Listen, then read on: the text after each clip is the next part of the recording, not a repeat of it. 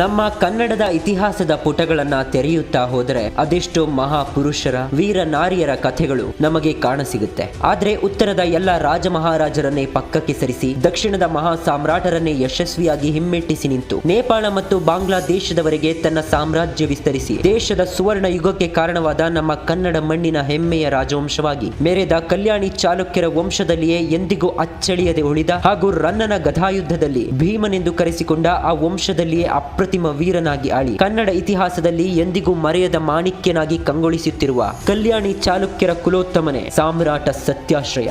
ದಕ್ಷಿಣದಲ್ಲಿ ಪ್ರಬಲರಾಗಿದ್ದ ಚೋಳರ ಸೈನ್ಯ ಚಾಲುಕ್ಯರ ಗಡಿದಾಟಿ ಬಂದು ರಾಜ್ಯವನ್ನ ಲೂಟಿ ಮಾಡುತ್ತಿದ್ದ ಸಮಯ ಸತ್ಯಾಶ್ರಯ ಆ ಸೈನ್ಯವನ್ನ ಸದೆಬಡಿದು ಆ ಸೇನೆಯ ನೇತೃತ್ವ ವಹಿಸಿದ್ದ ರಾಜೇಂದ್ರ ಚೋಳನಿಗೆ ಸೋಲಿನ ರುಚಿ ತೋರಿಸಿದ್ದನೆಂದು ಹೊಟ್ಟೂರು ಶಾಸನದಲ್ಲಿ ಉಲ್ಲೇಖ ಮಾಡ್ತಾರೆ. ಅಷ್ಟೇ ಅಲ್ಲದೆ ಉತ್ತರದ ವೈರಿಗಳಾಗಿದ್ದ ಪರಮಾರರ ಜೊತೆ ನಿರಂತರವಾಗಿ ಯುದ್ಧಗಳನ್ನ ಮಾಡ್ತಾರೆ ಮತ್ತು ಪರಮಾರ ಸಿಂಧು ರಾಜನನ್ನ ಯಶಸ್ವಿಯಾಗಿ ಸೋಲಿಸ್ತಾರೆ. ನಂತರ ಚೋಳರ ರಾಜರಾಜ ಚೋಳ ಕನ್ನಡ ನಾಡಿನ ಗಂಗವಾಡಿ ಮತ್ತು ನೊಳಂಬವಾಡಿಯನ್ನ ಮುತ್ತಿಗೆ ಹಾಕಿ ವಶಪಡಿಸಿಕೊಳ್ತಾರೆ. ಪ್ರತಿಯಾಗಿ ಸತ್ಯಾಶ್ರಯ ಚೋಳರ ಅಧೀನದಲ್ಲಿದ್ದ ವೆಂಗಿಯನ್ನ ವಶಪಡಿಸಿಕೊಂಡು ಎದುರೇಟು ಕೊಡ್ತಾರೆ. ಮುಂದೆ ರಾಜರಾಜ ಚೋಳ ಮತ್ತು ಸತ್ಯಾಶ್ರಯನ ನಡುವೆ ತಾವರೆಘಟ್ಟ ಎಂಬಲ್ಲಿ ಭೀಕರ ಕದನವಾಗುತ್ತೆ. ಆದ್ರೆ ಸತ್ಯಾಶ್ರಯನ ಸೈನ್ಯದ ಆರ್ಭಟಕ್ಕೆ ತತ್ತರಿಸಿದ ಚೋಳರ ಸೈನ್ಯದ ಭಯವನ್ನ ಕಂಡು ರಾಜರಾಜ ಚೋಳ ಯುದ್ಧ ಭೂಮಿಯಿಂದ ಓಡಿ ಹೋಗ್ತಾನೆ. ಆದ್ರೆ ಆತನ ಸೇನಾಧಿಪತಿಯಾಗಿದ್ದ ನಕ್ಕಿರನ್ ಚಂದಿರನ್ ರಣರಂಗದಲ್ಲೇ ಸಾವಿಗೀಡಾಗ್ತಾನೆ. ಇಷ್ಟಕ್ಕೆ ಮಾತ್ರವಲ್ಲದೆ ಆತ ಯುವರಾಜನಾಗಿದ್ದಾಗಲೇ ಅಸಂಖ್ಯ ಯುದ್ಧಗಳಲ್ಲಿ ಪಾಲ್ಗೊಂಡು ತನ್ನ ಶೌರ್ಯತೆಗೆ ಪ್ರಸಿದ್ಧಿಯಾಗಿರ್ತಾರೆ.